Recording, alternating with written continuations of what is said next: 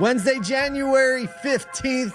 Super exciting day because Michael Cirillo is with me this morning to talk about the NADA chairman, man with a plan, eBay leaning into used cars, and ChatGPT now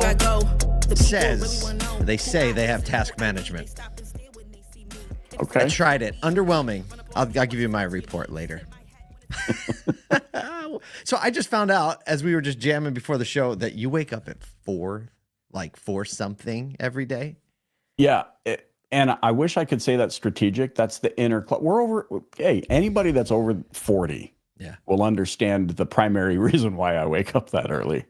And it's because I've already been holding myself for at least 2.5 hours.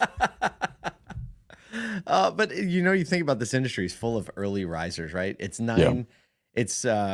It's like 9 in the morning, and this industry has already been working for a long time. Especially the service department. And, there's something to be said for waking up early. Matt Lasher, our friend with West Her and Streamline, he made a post yesterday about having time that is intentionally not structured, like quiet time when no one's around. He mentioned things like, sitting on a chairlift by himself. I don't ski. Not much skiing going on where you live. But but I was just thinking, it got me thinking about the unstructured time, or the time that's quiet when the world is asleep. And I was like, I really do my best thinking and most productive work during that time. You feel the same way? It kind of makes sense. Look at how many people in the world are looking at their calendar the night before and going, whoa. Yeah. Right. It's like every 40 minutes is just something. So the only way to mitigate that is to get up earlier or stay up later. Yeah. I can't. I'm in bed by 6:25. Well, it's because you wake up. It's because you wake up by 4:30. That's how that works. Just want to let you know we have a new Auto Collabs podcast releasing today, or released yesterday. Auto Collabs is where me, Michael, and Kyle just kind of make fools of ourselves and then have a guest. It's kind of then we close the show by making fools of ourselves. But we have Bobby Gaudreau of Activator to how to avoid the digital retailing trap. Bobby is super smart, super sharp. He and I felt like we could have talked tech for a really, really, really long time. It's going to be exciting to be with him at NADA, but check it out. Great, kind of mind-opening stuff. I don't remember the intro of this one, but I'm sure we did something dumb. I think it's probably the most true reflection of who we are in real life. Yes, the beginning of these shows, if you want, unscripted, this is where it is. Speaking of unscripted, listen, go to nadaparties.com. This is the site that we built so that you know what it is that you can do in the evenings of the NADA show. Actually, there are a few breakfast events on there too. So there's 3 that I can think of off the top of my head. So there's a lot going on around the show. So we partnered with our friends at Clairvoy to build this site, offer it to you free of charge so it can serve as your little planning guide to all the things that are happening after the show is over. And we will say that we're having our own party, which you can get to on the site. It is waitlisted right now because it filled up really quickly, but make sure you sign up on the wait list, because as people don't show up and we're going to confirm attendance, more spots are going to open up. So make sure you're on the wait list so you get one of the open spots. We have this limited edition swag. Have it right here. Look at this thing. It's so cool. It is. We've got a little love people and the NOLA logo. You're not going to be able to see it. It's a custom pin. Go check it out. It's on LinkedIn, right? We posted it on LinkedIn. It's on LinkedIn yesterday. Yeah. So go to nadaparties.com, check it out. All right, let's talk about a little bit of news. So Public Policy Day is an event that happens the week after NADA this year in Washington, D.C., put on by the Washington Area New Car Dealer Association, where they have lawmakers, right? It's in the heart of D.C. at the convention center. Lawmakers, regulators, dealers, vendors, industry partners. It's a little bit of a smaller group, but we're going to be hosting a stage there this year. And one of our guests is going to be Tom Castriota, the chairman, incoming chairman of NADA, represents the dealers. So we thought it'd be nice to give you a little, who is Tom? So basically he outlined in an automotive news article this morning, he outlined his priorities, a great article written by Lindsay Van Huel. So Tom, Marine Corps vet. So he's got a little bit of determination, 27 years of service, recognized as the 2011 Time Magazine Dealer of the Year. His philosophy to try to do right every day, do it honestly, do it correctly. That sounds like the kind of guy I want at the front.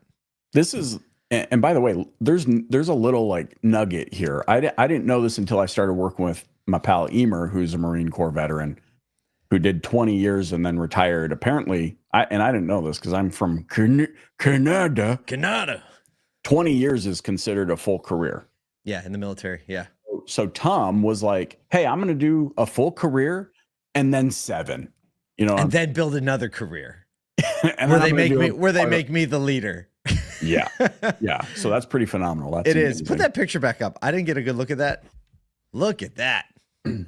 Look at that helicopter in the back too. I feel like that's like I've seen movies with that exact. And Paul, I don't know if you can read that there, but it's an ad for him winning Time Dealer of the Year in 2011, and it says, go ahead. It says, you might think car dealers spend their free time on the golf course, and it's him there in full gear with a helicopter in the background on the ground doing the work defending our country. Holding an M16, by the way. Wow. America. I'm glad that whatever building is underneath him is well air conditioned. Yeah, I can definitely see there's several units up there. Unless that's a photo. See, this is before they Photoshop stuff. There are dudes right now out there trying to make this exact photo with AI and being incredibly unsuccessful. No matter how hard they try, they keep ending up in a clown car with a bunch of bears surrounded by them. You can't make a photo that goes that hard. You definitely can't. So Lindsay in this article asked him a bunch of questions and he gave his thoughts. One of the things he was talking about was the fact that at the NADA show this year, we are going to be kind of sandwiched between the inauguration, which is happening on the 20th. Show technically starts on the 22nd, 23rd. So throughout the time where we're at the show, these new regulations that are coming out and the administration's position on the industry are actually going to become more and more clear throughout those several days where we're at the show. So it's an interesting case where we're going to start the show in one place and we're going to end with a new level of clarity. What a great place to have the conversation. He says, I believe personally that we have an administration that's a little more pro-business. He means Trump administration coming in. The consumer is very important. Without their ability to buy, then we're all struggling. Has concerns about the average consumer on affordability. So he says we're going to still pay attention to that. He has a lot of concerns about EV. He says dealers see today the Trump administration could potentially affect the EV rollout based on what they do with the tax incentive funding, saying, leasing 50, 60% of your sales in EV as it is. So if that gets adjusted, we're definitely going to, see some changes there. He does talk about, though, on the upside is that economically everyone seems to be doing better. So in a better place to kind of absorb some of this, to make good changes.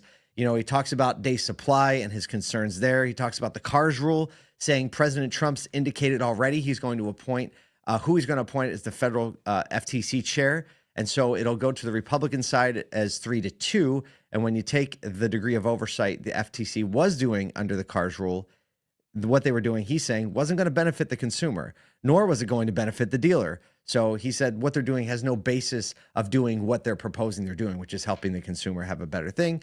And, he also leans in a little bit on technician recruiting, saying, a lot of people, a lot of the younger generation still doesn't have this thought in their mind, like, hey, it might actually be good to do something with my hands. And he's saying, well, now with automotive and technology, he sees a resurgence of technician recruiting and kids going into the trade. So he sounds like an old school but practical man. This is like, for me, the underscore here is, each of us are having these conversations. Sometimes we feel like they're siloed. Sometimes we're wondering, how do I get more of this narrative out there? I think what we're seeing here, evidence here, Paul, is here comes a guy who's a student of the industry, who's a master of the industry, who pays attention, who's very strategic. And what we're seeing in some of his quotes is an indication that he's leaning in, he's paying attention, he's hearing the conversations and watching LinkedIn and watching, things like what we put out there and some of the other, influencers or whatever you want to call it. And so if there's a day that inspirational moments with, if there's a day where you're like, man, I feel like we need to talk more about this, just keep talking about it, because sooner or later you're going to stumble upon a situation like this where the incoming NADA chair is somebody who is seeing it all: technicians, hiring, regulations, EVs. He's thinking about it all. So I think that's kind of cool how in a small way we are all helping shape what gets floated to the top. I couldn't agree with you more. And thinking about a leadership perspective, a leader knows how to connect with people. The first time I met Tom was at the NAMAD conference this year. Mike Stanton introduced me, And Tom, after we talked for a few minutes and Tom realized like, oh, this guy really cares about what's going on. He pulled this out of his pocket, which is a challenge coin. And Mike was telling me that he had these made up and he's using these as a connection point. If you know what a challenge coin is in the military, they give them out. Basically, they can give them out as an honor when you can't give a pay raise or a promotion, right? You can give someone a challenge coin around a specific mission or a specific, lane of thinking. And so Tom was passing these out and he gave me one. And it just made me think like this guy knows how to align people. So I'm really excited to see what the tenure is. Excited to be with him at NADA show, at Public Policy Day, and keep moving forward, helping dealers do what they do best. Note to self. Yes. NADA mission. Get challenge coin. I don't know if I've ever showed you this. So a good friend of mine in my first business was a Marine, and he taught me about challenge coins. And so we had these made up for my first company, and I would go around. Oh, shut up. Dude, where do you get one of those? They're so cool. I'll show you. Note to self. Get challenge coins. Get challenge coins made. Speaking of places where you can get things made or bought. Segue. Time. So eBay has announced plans to acquire Caramel, a Los Angeles-based startup that simplifies the final steps of car sales, including financing, ownership transfer, and insurance. This acquisition is aligning with their strategy to enhance trust and efficiency in the automotive marketplace it has. So basically, it facilitates identity verification, title transfers, financing, vehicle delivery, looking to reduce the post-sale complexity. Sounds like all the things that dealers are doing for their customers every day. They want to expedite secure used car transactions, build on their escrow services, basically do anything they can to make peer-to-peer used car sales more trustworthy and fast. It's coming as Amazon is entering the car space, obviously in new cars with Amazon Autos platform signaling increased competition, right? We all think like Amazon is going to get into used cars at some point. Chris Prill, general manager of eBay Motors, said this acquisition is all about creating trust in the vehicle buying process. Also, like a good time to remind everybody, there are, believe it or not, parts of the world who don't have access to Amazon yet. So like when you think at a global scale, there are parts of the world where eBay, like when's the last time you said the name eBay? No this offense. Morning, just now, 10 seconds ago. But like before that, there are parts of the world who still rely so heavily on eBay services. Yeah, that's true. That's true. Like from South Africa all the way up into the Middle East and Europe and all those sorts of things. So like this is kind of an interesting thing to bring back to the forefront, just how big our industry is, and that there are players that we may not tend to think about top of mind that are doing some really, really big things globally. So, it'll be interesting to see. I haven't looked into this platform. I'm interested to see, because there are a lot of technologies and industry partners that are serving dealers in this way to help title processing across state, delivering vehicles. And I'm wondering what this company was doing. And like, did they serve dealers? I should have looked a little bit before. I'll check it out. But the bottom line is this: that is one of the hardest parts of the whole process. I've bought vehicles from out of state from a dealer, and even that is complex. So I think it does highlight the need, like when you're a dealer, leaning into the fact that you solve all these problems already. Yeah. Right. And just saying like, this is something that we do that people might not be thinking about, but it is a complex part of the process. I guess like any good process or any good service, if it doesn't seem complex, it means you're doing it right. Right. So I don't know. Maybe I wonder what the crossover here. I think this probably affects independent car dealers more than it affects franchise car dealers. Yep. Just because of I don't know what they're selling on eBay Motors these days. I would think it'd be, I don't know. I'm going to check it out. What the heck is on eBay Motors these days? Like I'm literally thinking of that, like going on eBay Motors in the US anyway. It's like, if it's a collector's car, I feel like it'd be on like one of those other, more collectors. He's looking right now. I think is interesting, I just did a Google search for it. Their title in search engine results actually starts eBay Motors, auto parts, and vehicles. Like it puts auto parts first. Yeah. Which I think is interesting. Yeah, interesting. Well, we'll see. That's what eBay's doing with Caramel. One more story today. OpenAI has announced a new feature for ChatGPT called Tasks. Very clear. Of course. Allowing users to actually schedule actions and reminders.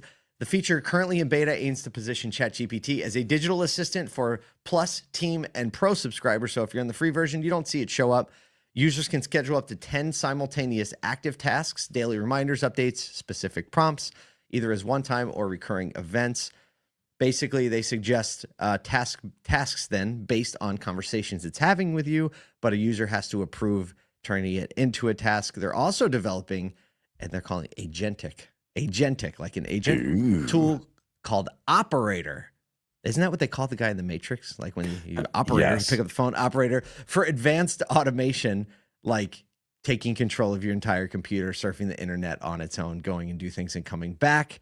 If you want to use the feature, you can just have to pick the model. I tried it this morning where you just, you can use 4.0 IO. It just says it's 4.0 tasks, it says, and it says beta. I tried it.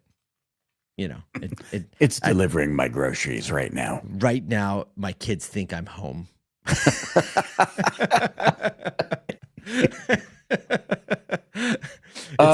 Guys, it's coming. Don't be afraid of it anymore. Lean in. Yeah, that's without a doubt. So George Jetson was born in 2022. Yeah, he flew cars. He's a history lesson now. So I tried it this morning. I just had it remind me of something in 3 minutes, and really a couple things are weird about it. Number one, how does it let you know? Like it said, allow desktop notifications, but I'm using GPT within a browser. Right. And so I didn't get a notification. It did come up in the thread, but who's got their thread open all day? And it's like, And then I opened the app on my desktop because you have the Apple app, and you can't even set tasks. It's not even available within the app right now. So obviously it's in beta, but you can definitely see it as going into this personal assistant life where you just tell your computer to do something and it just takes care of it. And well, when you think about the implications of the video chat that you can do, and how accurate that is in so many different languages, in native, like I can speak Visayan, Filipino to it, and it is like I speak to it now to practice keeping up that language. Do you really? Yes, and I'm telling you, it's unreal. So think about, there's so many.